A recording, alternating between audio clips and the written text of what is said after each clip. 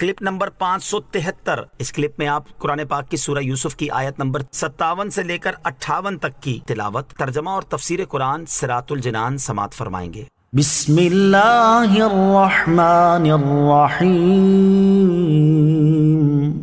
اللہ کے نام سے شروع جو نہایت مہربان رحمت والا ہے۔ وَلَأَجْرُ الْآخِرَةِ خَيْرٌ لِّلَّذِينَ آمَنُوا وَكَانُوا يَتَّقُونَ۔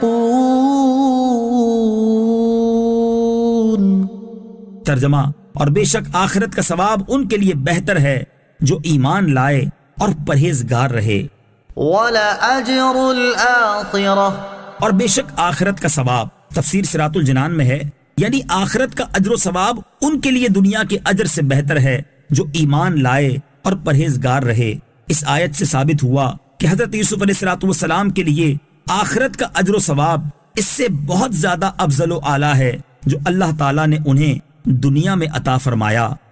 دنیا و آخرت میں اجر، اس سے معلوم ہوا کہ مومن کو اللہ تعالیٰ دنیا میں بھی اجر عطا فرماتا ہے اور آخرت میں دنیاوی اجر سے بہتر اجر عطا فرمائے گا۔ حضرت سفیان بن عیینہ رحمت اللہ تعالی علیہ فرماتے ہیں کہ مومن اپنی نیکیوں کا پھل دنیا اور آخرت دونوں میں پاتا ہے، اور کافر جو کچھ پاتا ہے دنیا ہی میں پاتا ہے، آخرت میں اس کا کوئی حصہ نہیں۔ اخروی ثواب حاصل کرنے کے لیے ایمان اور نیک اعمال دونوں ضروری ہیں۔ اس آیت سے یہ بھی معلوم ہوا کہ اخروی اجر و ثواب حاصل کرنے کے لیے ایمان کے ساتھ ساتھ نیک اعمال ہونا بھی ضروری ہیں۔ اس لیے فقط ایمان پر بھروسہ کر کے خود کو نیک اعمال سے بے نیاز جاننا درست نہیں۔ ہمارے بزرگان دین جن کا ایک ایک پل اللہ تعالیٰ کی اطاعت اور نیک اعمال میں مصروف گزرتا تھا، اس سلسلے میں ان کے حال کی ایک جھلک ملاحظہ ہو۔ چنانچہ حضرت ابراہیم بن ادھم رحمت اللہ تعالی علیہ نے ایک مرتبہ حمام میں داخل ہونے کا ارادہ کیا تو حمام کے مالک نے یہ کہہ کر منع کر دیا کہ وہ اجرت کے بغیر حمام میں داخل نہیں ہونے دے گا۔ یہ سن کر حضرت ابراہیم بن ادھم رحمت اللہ تعالی علیہ رونے لگے اور فرمایا، جب شیطان کے گھر میں مجھے عوض کے بغیر داخل ہونے کی اجازت نہیں دی گئی تو اخلاص کے ساتھ کیے ہوئے نیک اعمال کے بغیر مجھے انبیاء کرام علیہ الصلوۃ والسلام اور صدیقین کے گھر یعنی جنت میں کس طرح داخل ہونے دیا جائے گا۔ وَجَاءَ إِخْوَةُ يُوسُفَ فَدَخَلُوا عَلَيْهِ فَعَرَفَهُمْ وَهُمْ لَهُ مُنكِرُونَ۔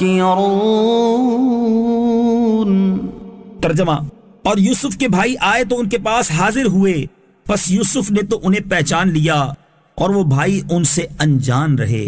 وَجَاءَ إِخْوَةُ يُوسُفَ، اور یوسف کے بھائی آئے۔ تفسیر صراط الجنان میں ہے، مفسرین فرماتے ہیں کہ جب قحط کی شدت ہوئی اور بلائے عظیم عام ہو گئی، تمام شہر قحط کی سخت تر مصیبت پہ مبتلا ہو گئے اور ہر جانب سے لوگ غلہ خریدنے کے لیے مصر پہنچنے لگے، تو حضرت یوسف علیہ السلام کسی کو ایک اونٹ کے بوجھ سے زیادہ غلہ نہیں دیتے تھے تاکہ مساوات رہے اور سب کی مصیبت دور ہو۔ قحط کی جیسی مصیبت مصر اور دیگر ملکوں میں آئی، ایسی ہی کنعان میں بھی آئی۔ اس وقت حضرت یعقوب علیہ السلام نے بنیامین کے سوا اپنے 10 بیٹوں کو غلہ خریدنے مصر بھیجا۔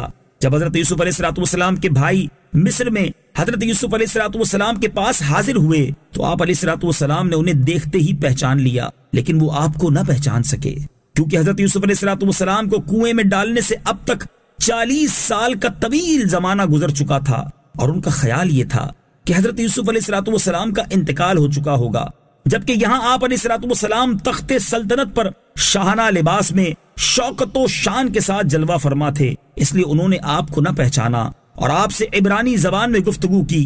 حضرت یوسف علیہ السلام نے بھی اسی زبان میں جواب دیا۔ پھر فرمایا، تم کون لوگ ہو؟ انہوں نے عرض کی، ہم شام کے رہنے والے ہیں، جس مصیبت میں دنیا مبتلا ہے اسی میں ہم بھی ہیں، آپ علیہ السلام سے غلہ خریدنے آئے ہیں۔ حضرت یوسف نے فرمایا، کہیں تم جاسوس تو نہیں ہو؟ انہوں نے کہا، ہم اللہ تعالیٰ کی قسم کھاتے ہیں کہ ہم جاسوس نہیں ہیں، ہم سب بھائی ہیں، ایک باپ کی اولاد ہیں، ہمارے والد بہت بزرگ، زیادہ عمر والے اور صدیق ہیں، ان کا نام نامی حضرت یعقوب علیہ السلام ہے اور وہ اللہ تعالیٰ کے نبی ہیں۔ حضرت یوسف نے فرمایا، تم کتنے بھائی ہو؟ انہوں نے جواب دیا، ہم 12 بھائی تھے، لیکن ایک بھائی ہمارے ساتھ جنگل گیا، وہ ہلاک ہو گیا تھا، وہ والد صاحب کو ہم سب سے زیادہ پیارا تھا، حضرت یوسف علیہ السلام نے فرمایا اب تم کتنے ہو؟ عرض کی 10۔ پھر فرمایا 11واں کہاں ہے؟ انہوں نے جواب دیا وہ والد صاحب کے پاس ہے، کیونکہ ہمارا جو بھائی ہلاک ہو گیا تھا تو اسی کا حقیقی بھائی ہے۔ اب والد صاحب کی اسی سے کچھ تسلی ہوتی ہے۔ صلو علی الحبیب صلی اللہ تعالی علی محمد صلی اللہ تعالی وسلم۔ مجھے اپنی اور ساری دنیا کی لوگوں کی اصلاح کی کوشش کرنی ہے انشاءاللہ عز و جل۔